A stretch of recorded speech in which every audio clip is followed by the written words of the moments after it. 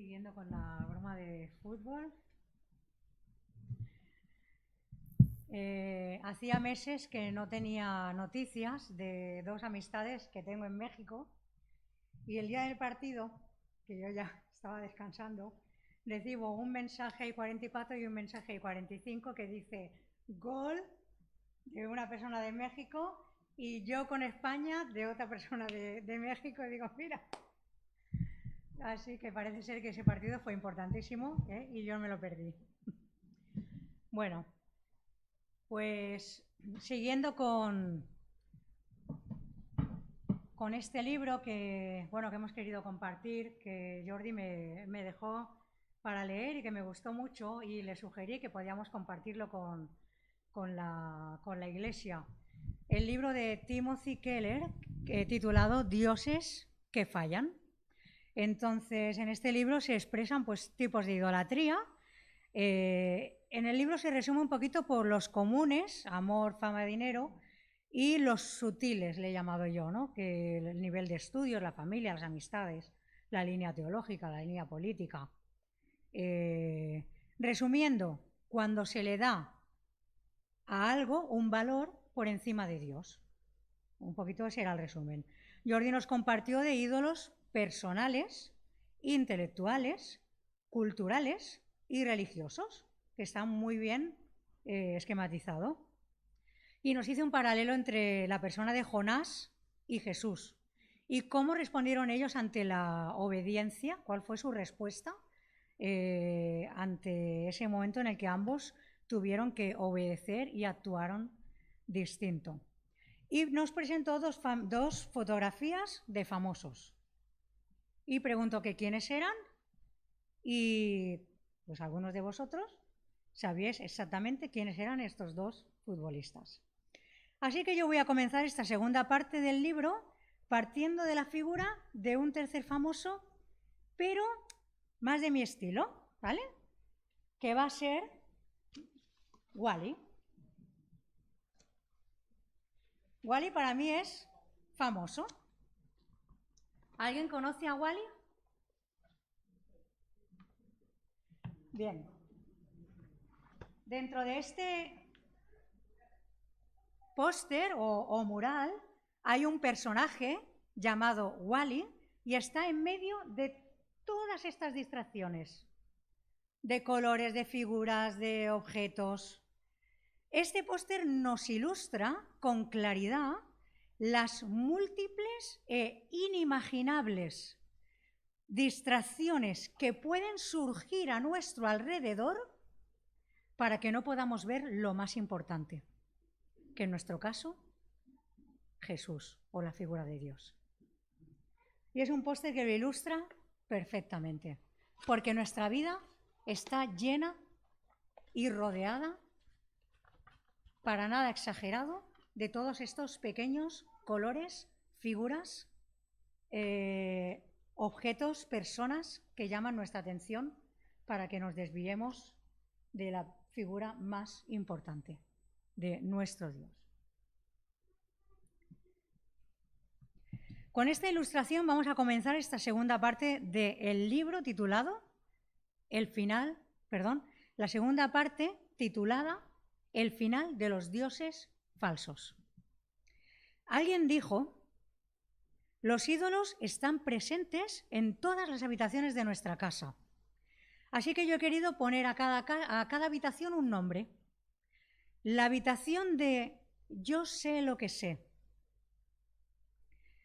La habitación de yo sé lo que hago. Y la habitación de yo sé lo que valgo. En esta primera habitación, yo sé lo que sé, preferimos nuestra propia sabiduría a la de Dios.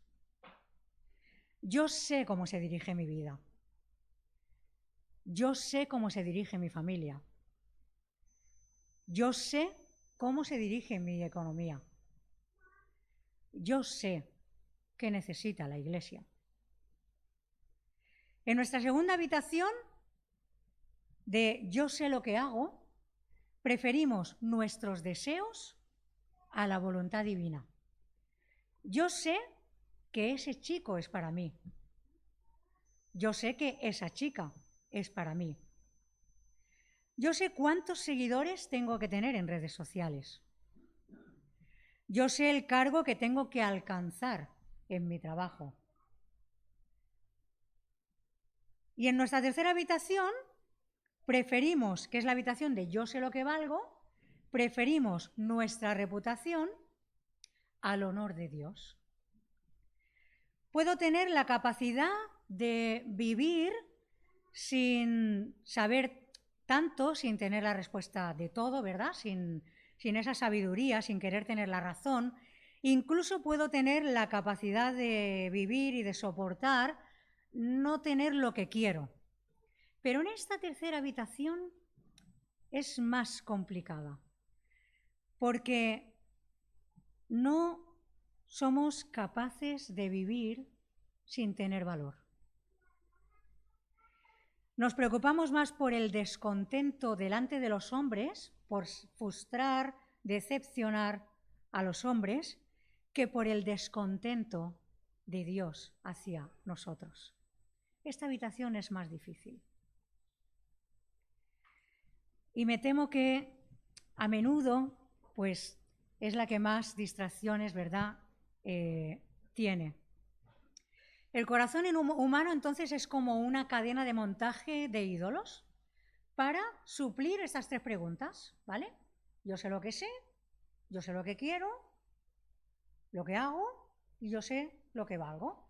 Y por aquí voy en búsqueda de solucionar este problema que tengo. ¿Por qué lo hacemos? Porque existe algo en nosotros que sentimos que debemos hacer para ser felices. Algo que para nuestro corazón es más importante que el propio Dios. Y eso es lo que nos lleva y se llama idolatría.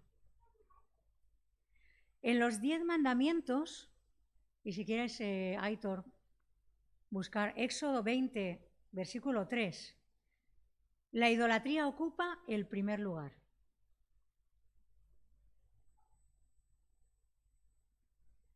No tendrás dioses ajenos delante de mí. ¿Por qué da por hecho que los hay? Porque si no, no diría delante. Diría, no existen. O sea, no hay. O diría, porque solo estoy yo. Pero no. Está dando por hecho que nos creamos ídolos. Que tenemos y podemos tener dioses ajenos y que los ponemos delante de él. ¿Os dais cuenta de este detalle? Nuestro impulso humano, consciente, inconscientemente, más descarado o más sutil, es crearnos dioses. ¿Podemos entonces derribar los ídolos? Sabéis que estoy hablando de un poquito de este libro, o sea, hablamos entre Timothy Keller y yo. No me atribuyo todo el contenido, ¿de acuerdo? Hablamos entre este hermano, escritor, y yo. ¿Podemos entonces derribar los ídolos? Y Timothy Keller contesta, pues no. Porque si se intentan desarraigar, vuelven a crecer. Pues si no crecen esos, crecerán otros. Entonces, ¿qué hacemos? Si Éxodo 23 dice, no tendrás dioses ajenos delante de mí, pues si están delante, vamos a tener que ponerlos detrás. Como no se pueden quitar, entonces hay que sustituirlos, hay que desplazarlos. Ahora, ¿por qué los sustituimos o por quién los sustituimos? Ya sabemos la respuesta, ¿verdad? ¿Por quién? ¿Por Dios? Pues entonces ya está, porque nosotros ya creemos, ¿no? Por lo tanto, aquí ninguno tiene ningún ídolo consciente o inconscientemente ocupando su lugar, ¿o sí? Bien, pues no está. Porque el solo hecho de creer en Dios no es suficiente. Porque no se trata de creer que Él existe como alguien superior. Eso no es lo que funciona, eso no quita la idolatría. Lo que quita la idolatría es tener un encuentro vivo con Dios. Eso quita la idolatría. Eso es lo que le va a dar el lugar a Dios. No solo saber que Él existe y decir que yo creo en Él.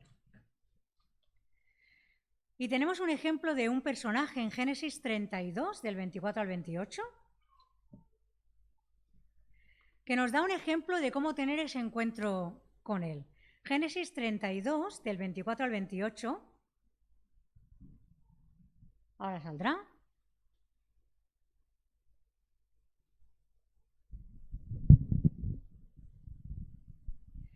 Que dice así: Así se quedó Jacob solo y luchó con él un varón hasta que rayaba el alba. Aquí Jacob está obedeciendo a Dios, tiene que salir, y al día siguiente él sabe que su hermano va a ir a su encuentro, Esaú. Pero no nos vamos a centrar en, esta es la noche antes de ese encuentro donde él no sabe si su hermano Esaú viene de malas o de buenas a por él, después de haberle quitado la bendición, después de haberle cambiado la bendición. Entonces, esta noche él dice la palabra, así se quedó Jacob solo y luchó con él un varón hasta que rayaba el alba. Y cuando el varón vio que no podía con él, tocó en el sitio del encaje de su muslo y se descoyuntó el muslo de Jacob mientras con él luchaba. Y 26 al 28. Y dijo, déjame porque raya el alba. Y Jacob le respondió, no te dejaré si no me bendices. Y el varón le dijo, ¿cuál es tu nombre? Y él respondió, Jacob.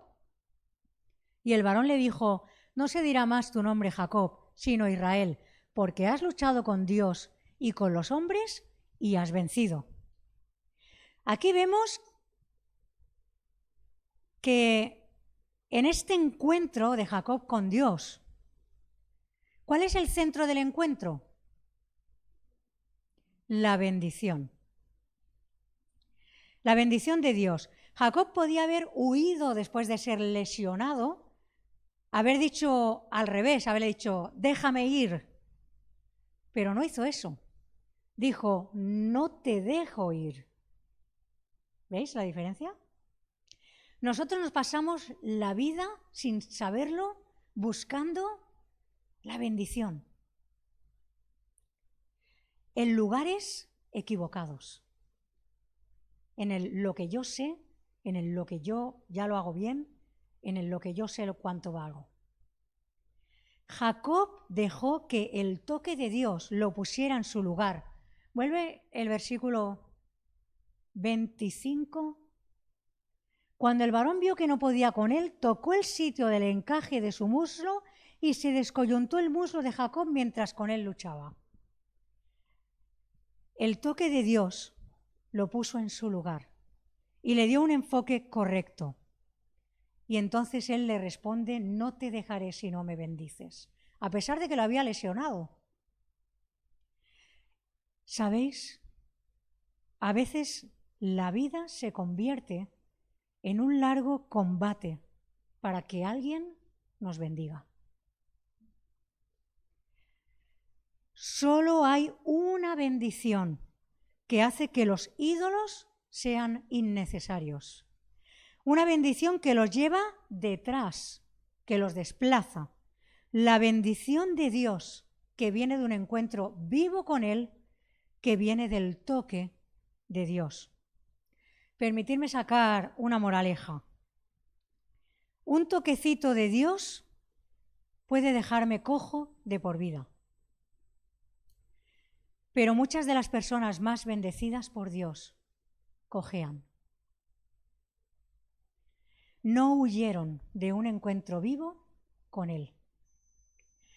Vamos a ver en 1 Corintios 1, 25-27. Primera de Corintios 1, 25-27.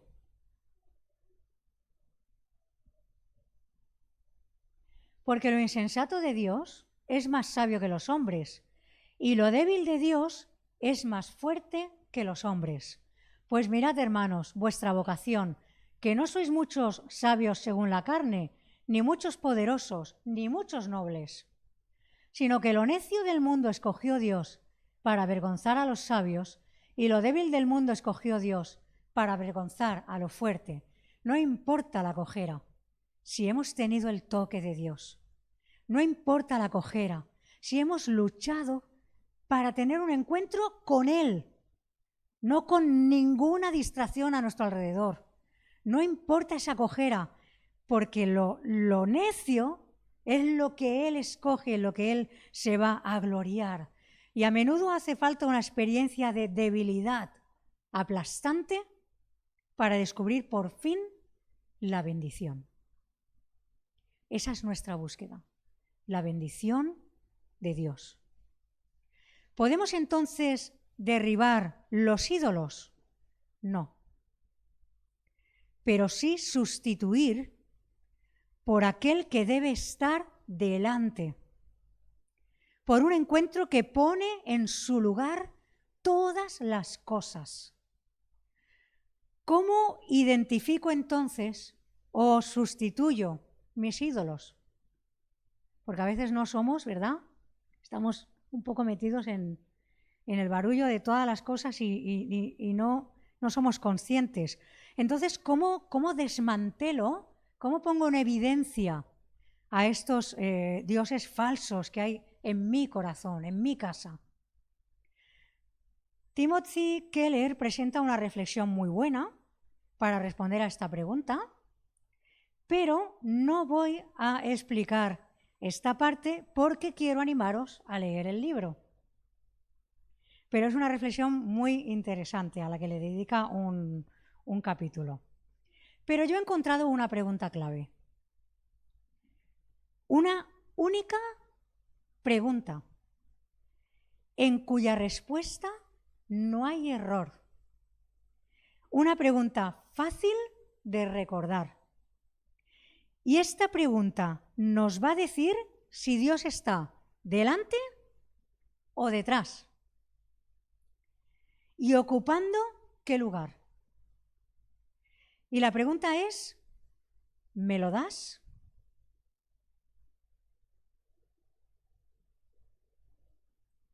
Es Dios diciéndote, ¿me lo das? Dame la llave de la habitación, yo sé lo que sé. Y no prefieras tu propia sabiduría. ¿Me la das? Dame la llave de la habitación, yo sé lo que hago. Y no prefieras tus propios deseos a mi voluntad. ¿Me la das? Qué pregunta tan fácil, ¿verdad? Dame la llave de la habitación, yo sé lo que valgo. Y no prefieras tu reputación delante de qué dirán los demás a lo que yo diré de ti. Dame la llave. ¿Me la das? Y para terminar con esta reflexión, voy a pedir que cierres tus ojos mientras respondes a estas preguntas.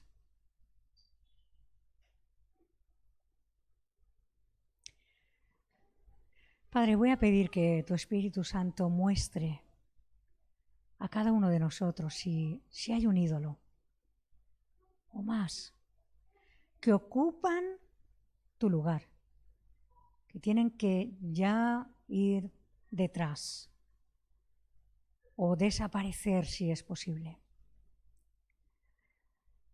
El Señor nos pregunta esta mañana, ¿me lo das? Y quiere que respondas en tu interior. Quiere ser nuestro único Dios. No tendrás dioses ajenos delante de mí. ¿Me das las riendas de tu vida?